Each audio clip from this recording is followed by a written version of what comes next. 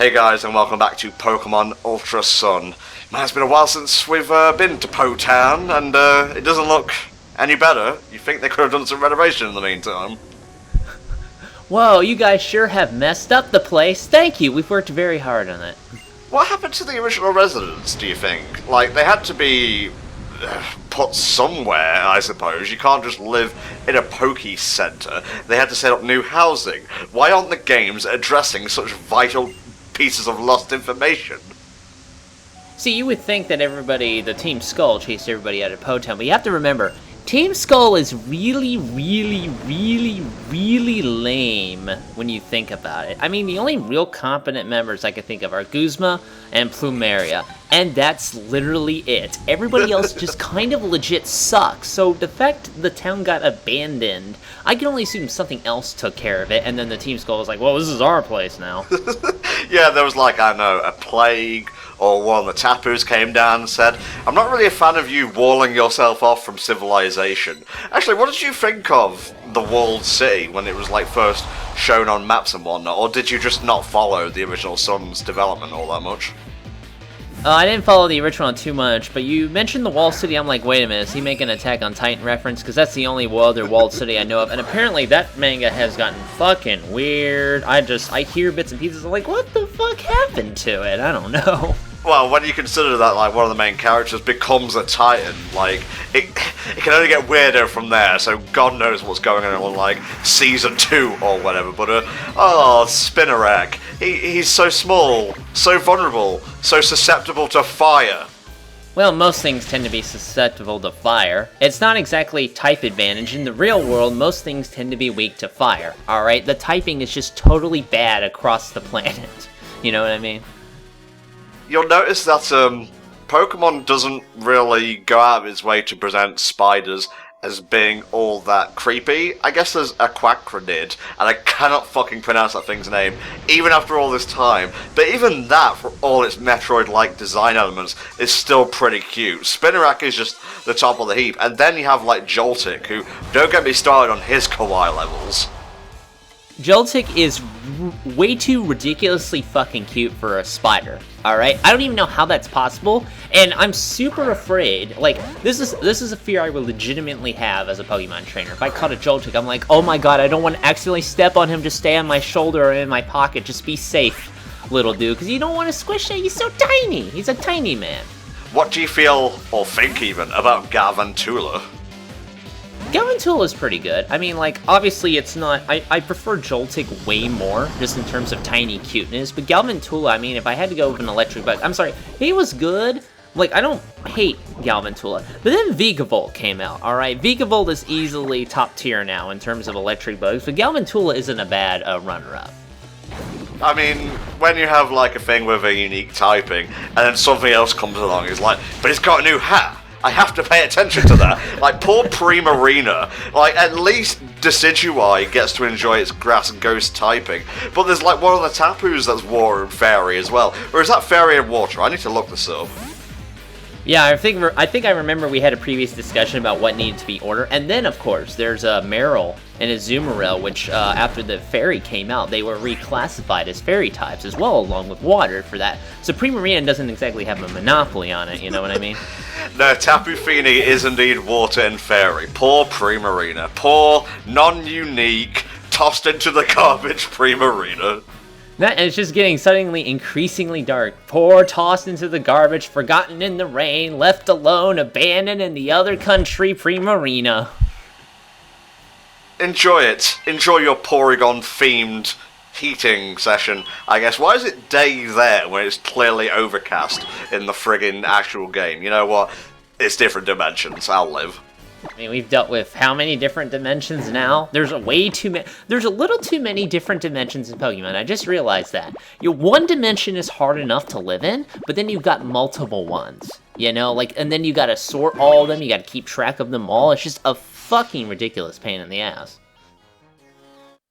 Do you think the region from Colosseum and Colosseum 2, or I think it was, you know, like The Rock, do you think that's actually canon? Because I can't recall any references in, like, recent games or even, like, Gen 4 or 5 that alludes to it.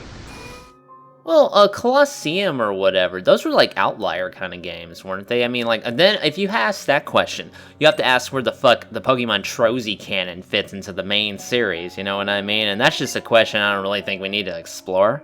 Yeah, true. Alright guys, here's your homework for today. Make me a Pokemon game timeline. The main ones are easy enough to do. All you gotta figure out is like which game fits into which alternate dimension, and use Mega Evolution as kind of like a sign to go off of. But Colosseum, Trozy, where does Pokemon Puzzle League fit into the equation? See, now that he ever got that fan art, he feels confident about making more demands on the fan base. Hey, you do my thought thinking, my thought experiments for me, okay? Look, alright, we haven't had fan art in like half a decade. I'm gonna milk this for all it's worth. Well, hey, it was all great fan art, and I would like to see more, but I definitely don't want to force on you guys. Do it because you want to, okay? Yeah. Because I am hilarious, and you will draw everything I say. Something like that. I miss Dragon Ball Bridge, but yeah, I apologize. I have a habit of asking too much of the fan base when it really should just come naturally. How do you feel about having to pay for a Pokemon Center? Would you do it naturally if it weren't just a one-off thing in a dilapidated shantyburg? Healthcare joke. And that's pretty much all I need to say. Yeah, I mean, oof, straight and to the point, I guess. Look at that guy prowling, but still pulling off the sick rap moves. Oh, delightful. You know, let's stealth past this bitch. This ought to work. That Pokeball, it's over there. So who got assigned to guard duty in the middle of somebody's yard where nobody else... I remind you, at the entrance, it's gated. Who got assigned that yard? You know, who needed the easy day at work today? I guess Guzma is just trying to, for all of his impulsiveness, he likes to keep a proper, outlook on things, like especially his base of operations. God, are we ever going to see anything other than a Golbat and a Faticate? I'm getting tired of this. Yeah, you know what? I don't exactly remember all of the Pokemon that Guzma had when you fought him, like, post-game. For that, I don't remember if he had a Vikavolt. I think he did have a Galvantula, but the point is that in these evil teams, I think we need a little bit more variety. I mean, I guess it's super easy to call 4 or 5 Pokemon, call it a day, boom. But make the pool just a little tiny bit bigger for a bit more variety, different strategies, that kind of deal. Alright, let me look up his team here. I guess 4th battle in Howley City would be post-game? Yeah, that sounds about right. Galisapod, Ariados, Masquerain, Pinsir, and your boy and mine, Sizzle. Good old Sizzle, my man. I think, and then a while ago, I remember coming up with that Bug-type team, which I really need to look up again, because I really like that idea. Well, don't stop on my account, mate. We're all waiting to hear about it. Okay, alright, let me go find it. I mean, it's like, listen, guys, is there really anything new to cover here? Oh, it's Team Grunt, and we killed them again. Great. Pokemon, Twitter. Yeah, let's put this into Google. See, I can't directly go to Twitter. Here's the thing, guys, because in order to make sure I maintain a productive lifestyle, I actually have web blockers on that prevent me from going to time-wasting websites just so I stay focused. So when I actually need to reference it, during commentary, it gets a little tricky for me. Well, you're trying, bless you. Look, if I find it, I'll let you know. Just give me 1 second here. Oh god, I have to feel all the commentary again. I'm not good at this. Pokemon, go! just that kind of thing. Yeah, sure. I had another question I wanted to bring up, actually. Well, less of a question, more of an observation. I guess because I like the idea of, it's weird. For somebody like myself who doesn't like playing horror games, I keep coming up with ideas for them. And I always want to see more that are like in, like, a closed-off town. Like Resident Evil 2 kind of style, where the city was blocked off because of the zombies. I always like those big... I just like games with huge enclosed areas to explore and you slowly unlock more of the map. Even beyond Metroid stuff. So I keep thinking of horror games where you do that. I don't know, like first-person horror games that are turn-based and there's like a monster chasing you, or third-person adventure horror games, things like that. I'm like, why do I keep coming up with this? I don't play this genre. I think you just described, respectively, Amnesia: The Dark Descent and the first Clock Tower game. Yeah, probably something like that. Well, in the adventure game, I'm thinking more of like a Sierra adventure game. Sierra has actually published a few, adventure games or horror themes. Phantasmagoria, anyone? Ooh, that was them? Yeah, that's, well, I know there's Phantasmagoria 1 and 2. I think 2 was published by somebody separately, but I know Sierra was involved with the first one. Let me check that really quick. Nope, I'm doing it first. See, that's the trick. Now we just let him do all the research. No, Sierra Entertainment did develop Phantasmagoria: A Puzzle of Flesh. There you go, see? THD knows his retro games. THD knows his Spoony One LPs, you mean? This is true. I actually did not watch Phantasmagoria 2. Because, again, horror games aren't really my thing. He did cover Ripper, however, which I probably should have checked out, because Ripper actually changes endings depending on choices in the game, and the killer can be like one of 4 different people, I believe. So that's a neat, replay thing. Dude, you haven't watched his We're watching that at some point. It's one of his funniest things. I've actually heard a lot of good things about that particular LP. Yeah, I'll have to go back to that.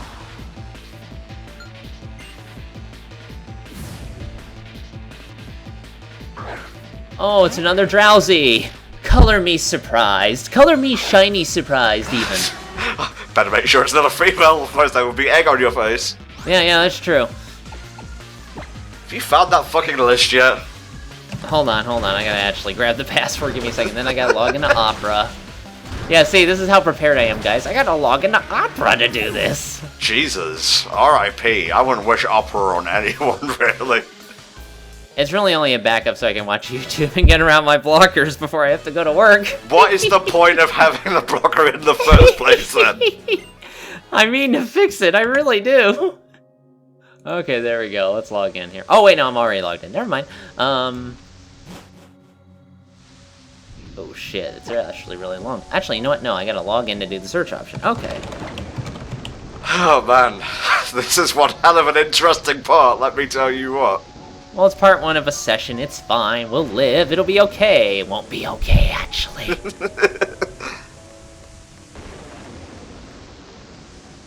Don't mind me, just popping a squat here. Murkrow watchers and judges, however. Yeah, I judge all the squats, make sure proper form is involved, things like that.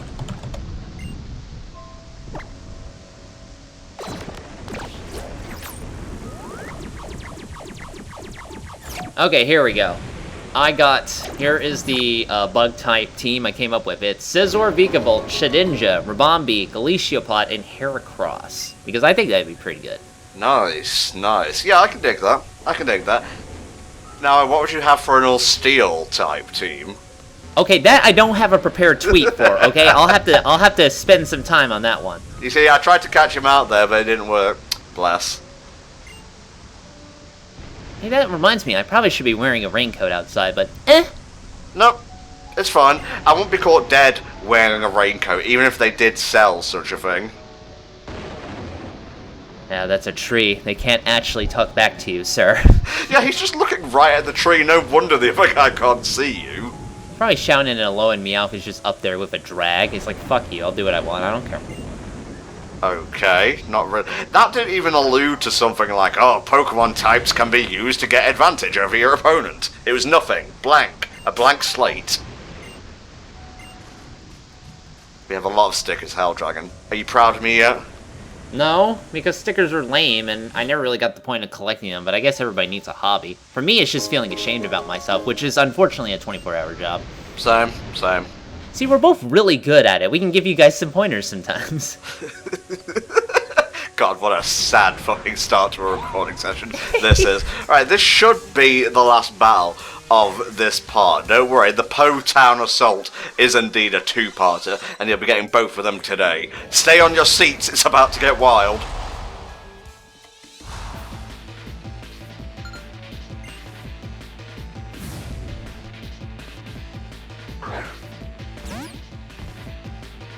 Whenever she does that pose with her hand, I'm always thinking she, like, wants you to kiss it for some reason. Because that's, like, the thing that, ladies do. Where it's like you meet in a formal setting and then you do that little polite kiss to each other. Helldragon, what time period do you actually live in? Because I'm hearing 90s with some of your slang, but you just described the 1800s with your vocab. I really want to go back to the 90s. It sounds awesome and definitely didn't have anything wrong going with it at the time. Yeah, oh my god. Like, I watched a TV show one time. Very descriptive, I know. But it was like best and worst parts of TV in the 90s. And there were all these like fetish shows which I went to know about because I was too busy watching fucking Samurai Jack and whatnot. Oh, wait, that was early 2000s. I guess something like early Dexter's Lab, I guess. And it disgusted me. And I was kind of glad I didn't know about it, like growing up. Can you go back to the part where you said they talked about a lot of fetish shows? What's going on here? No, you don't need to know this, it's fine. It's possibly for the best, yeah. 90s had some weird-ass TV. It was really still a little experimental kind of coming off from the 80s, and everything's starting to get more serious and realistic now with the internet and all that kind of stuff, so I don't know. One more level until we get a Slowbro. Are you proud of Slow-Mo, Helldragon? Well, he certainly proved his worth. I mean, look, I'll be honest with you. Slowpoke isn't exactly my first MVP choice when I'm creating a Pokemon team, but he's certainly done his business for that. Much like in Stallion in that regard, he's proven his worth. I'm starting to wonder whether his psychic typing makes him a crutch, but when you see him in his evolved form, he becomes even tankier. It's pretty great, honestly. Well, I mean, hey, you clearly like having tanky Pokemon, so I think this will work out for you in the long run. Maybe I should have gone down that route when we fought. It doesn't matter. It ended in a sick manner. That's all that counts. This is true. Alright guys, that'll do it for this part. Please join us next time when we enter the mansion. The shady house, if you will. And things get really crazy. See you then.